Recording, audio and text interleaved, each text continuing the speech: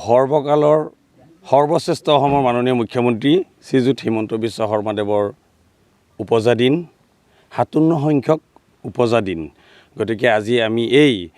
মধ্যনিশাই তেখেতৰ কেক কাটি পেলাই তেখেতৰ পবিত্ৰ উপজা দিন আমি উদযাপন কৰিছোঁ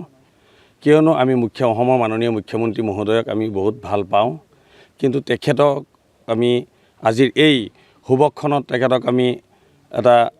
বাৰ্তা দিব খোজো যে তেখেতৰ উজ্জ্বল ভৱিষ্যত কামনা কৰোঁ আমি আৰু অনাগত দিনত তেখেত এজন শক্তিশালী নেতা ৰূপে অসমত প্ৰতিষ্ঠা লাভ কৰক আৰু তেখেতে আমাৰ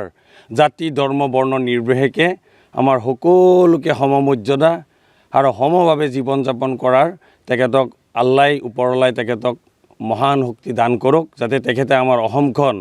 ভাৰতৰ ভিতৰত শ্ৰেষ্ঠ ৰাজ্য হিচাপে গঢ়ি তোলে আৰু আমি তেখেতৰ প্ৰতি আশাবাদী তেখেত যিমান দিনলৈকে বাচি থাকিব যাতে আমাৰ ৰাস্তা ঘাটৰ পৰা আৰম্ভ কৰি কণ কণ ল'ৰা ছোৱালীৰ শৈক্ষিক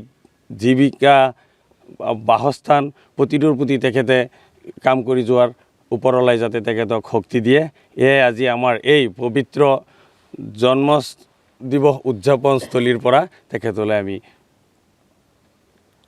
বাৰ্তা প্ৰেৰণ কৰিছোঁ যিকোনো খবৰৰ বাবে যোগাযোগ কৰক আমাৰ এই নম্বৰত 9181 307 221